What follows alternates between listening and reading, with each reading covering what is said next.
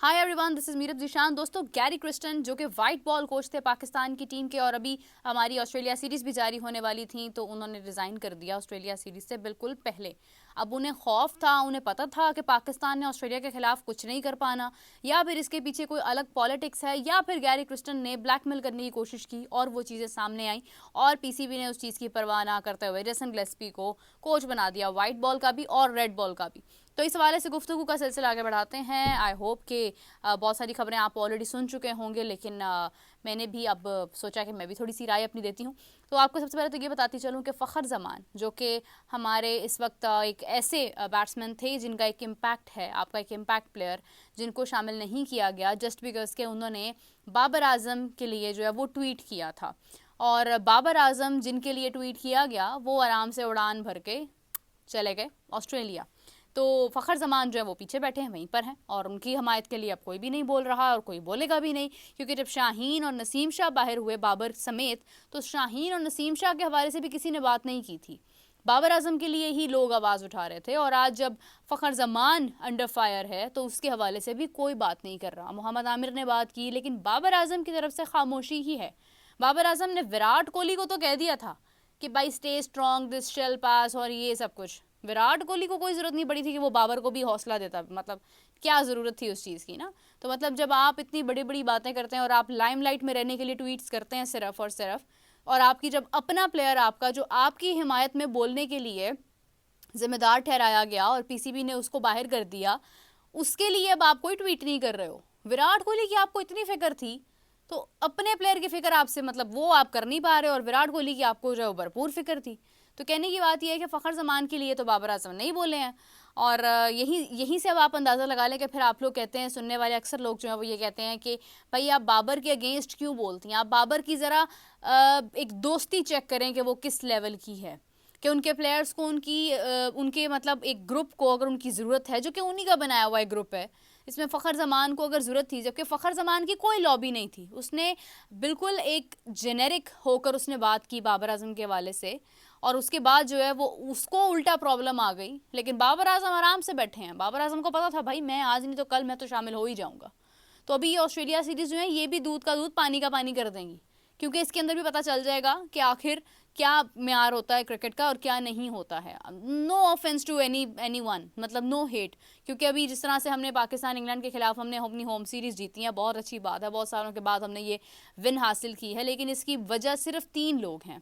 एक आकिब जावेद हैं, दूसरा साजिद हैं, तीसरा नुमान है, end of course chairman PCB Mohsin Naqvi, जिन्होंने अलाउ किया, जिन्होंने ये रिस्क लेने की मतलब एक कोशिश की, उसका उन्हें समझ लें कि आप एक रिज़ल्ट जो है एक रिवॉर्ड मिला।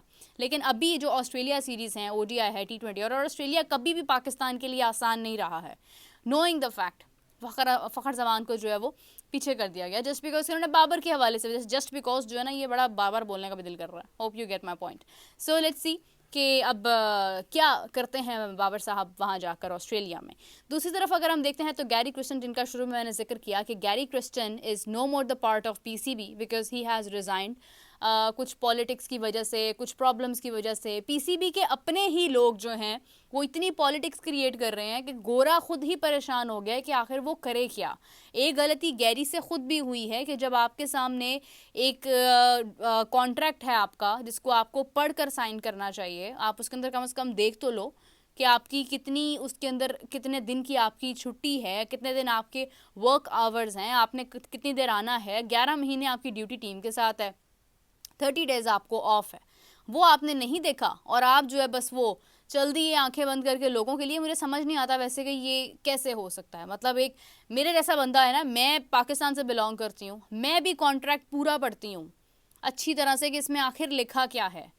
पढ़े बगैर तो कभी भी आप साइन नहीं कर सकते ना कोई भी चीज़। तो how come Gary Kristen can do that, वो भी इतनी बड़ी पोस्ट के ऊपर। उम्र भी हो गई है उनकी, खैर हमारा अलमिया ये भी है कि हम किसी की समझ लें, एक इंसान जहाँ पर अपनी ड्यूटी दे कर वहाँ से बाहर हो जाता है तो फिर हम उसको हायर करते हैं। मतलब we always go for the B category. I am not saying that Gary Kirsten या जेसन गिलेस्पी या anyone else is the B category, I am not talking about that, but what I mean to say is that कि हर इंसान की एक limit होती है।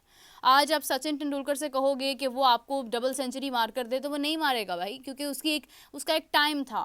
Why do you think कि Virat Kohli is struggling a few किसी कुछ मैचेस में अगर हम देखते हैं तो विराट कोहली जो है वो उस तरह से स्कोर नहीं कर पाता, क्योंकि वो बहुत खेल चुका है। अब जाकर वक्त है उन नए प्लेयर्स का जिन्होंने अपना कैरियर बनाना है, जो आगे जिन्होंने नुमायां होना है। तो यही चीज़ है कि कुछ ऐसे लोग होते हैं, अगर गैरी क्रिस्टन की आप बात करते हैं कि वो इंडिया में उस वक्त गैरी क्रिस्टन की बात और थी। एक्सपीरियंस का ताल्लुक जो है ना वो काफ़ी हद तक आपकी ज़ाती फिटनेस से भी होता है, आपकी अपनी एक आपका विजन होता है, उससे भी होता है। लेकिन गैरी क्रिस्टन आज जब इंडिया से वो कब के मतलब ख़त्म हो चुके और उसके बाद आप उनको ले रहे हैं, तो पहली बात तो ये है कि ऐसे आपको चले हुए कारतूस लेने की ज़रूरत ही नहीं है। लेकिन दूसरी बात यह कि अगर आपने ले भी लिया तो फिर बहुत अच्छी बात है कि या तो आप ब्लैकमेल नहीं हुए हैं, या फिर यू हैव टू चेक के पीसीबी के अंदर कौन से ऐसे कीड़े हैं जो मतलब हर जगह पर दीमक लगा रहे हैं। भरपूर अंदाज में उनकी भरपूर कोशिश है कि क्रिकेट की तबाही करते जाएं, बिकॉज उनकी अपनी इतनी गलतियां हैं बैकग्राउंड में कि अगर पीसीबी की तरफ से अगर फॉर एग्जांपल अगर क्रिकेट बेहतर हो जाती है तो पीसीबी का ध्यान क्रिकेट से हटकर इनके ऊपर चला जाएगा, और वो मतलब अपनी कुर्सियां बचाने के चक्कर में जो है वो मुसलसल नुकसान जो है वो करते जा रहे हैं। अब वो तो ये बर्दाश्त नहीं कर सकते कि भाई हमारी कुर्सियों को ठेस पहुंचे, इसलिए वो लगे हुए हैं बस क्रिकेट जो है ना उसकी बैंड बजाने, ठीक है, और वो हो रहा है। अब कहीं ना कहीं साजिद नुमान जो है वो बाय चांस आ गए और उन्होंने जो है परफॉर्मेंस करके दिखा दी, और उसके बाद अभी भी वो मतलब आप देखें कि वो सी कैटेगरी में है। मतलब आप सोच सकते हैं ये बात। शान मसूद जो कि सब्जेक्ट टू कैप्टनसी हैं वो भी बी कैटेगरी में थे। तो आप देखेंगे कैटेगरीज को तो खैर छोड़ें, उससे क्या फ़र्क पड़ता है कैटेगरी में होना ना होना, परफॉर्मेंस जो है वो एक मुंह बोलता सबूत होती है।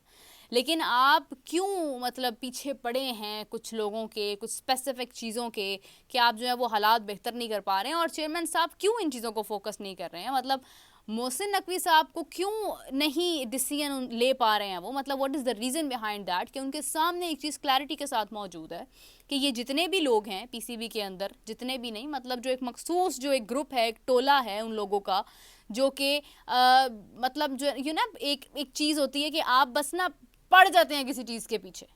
तो ये जो कुछ लोग जो इस चीज़ के पीछे पड़ चुके हैं, जो मतलब जिनका मकसद ही ये है कि हमने क्रिकेट को तबाह करना ही करना है, उनको क्यों नहीं हटा पा रहा कोई। तो एक बहुत बड़ा कंसर्न है जिसके बारे में बात करने की ज़रूरत है।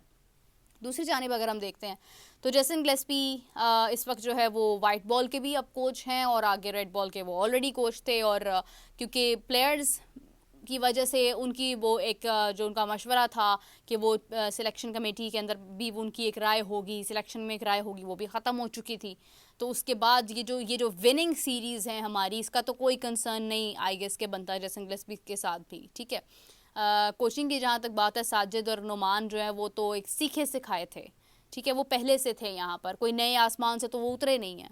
तो there is nothing new in that, right, कि कुछ जो है वो उनकी वजह से हो गया या कुछ चमत्कार हो गया, ऐसा कुछ भी नहीं था। वो पहले भी थे, उनको मौका नहीं मिल रहा था, आज मौका मिला, उन्होंने प्रूव कर दिया। कामरान गुलाम पहले भी था, किसी ने उसको बॉदर नहीं किया, वो आया, उसने प्रूव किया, दैट्स इट।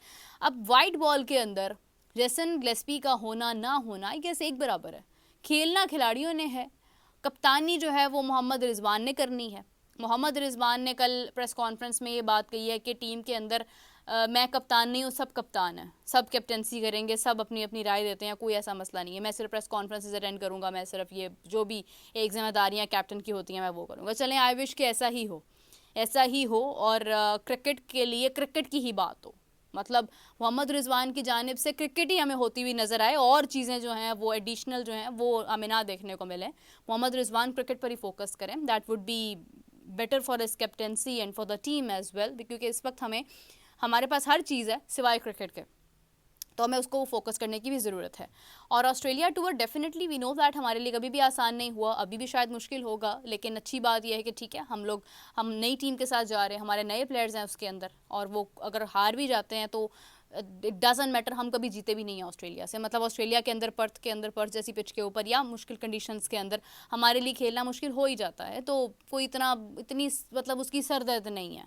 लेकिन आगे जब जिम्बाब्वे के खिलाफ भी हमने जाना है, और बाबर आजम उसमें नहीं है अफसोस के साथ, बहुत दुख है इस बात का मुझे, तो उनका ना होना जो है वो भी मतलब एक इम्पैक्ट तो डालेगा ना टीम के ऊपर। तो अब उसके अंदर टीम जो है वो क्या करती है वो भी एक सवालिया निशान है और एक इम्पॉर्टेंट चीज़ है। खैर, मैंने काफ़ी आप लोगों को बोर कर लिया है आज के लिए, इतनी बोरियत मेरी तरफ से काफ़ी है। अपना बहुत सारा ख्याल रखिएगा, टेक केयर, बाय बाय।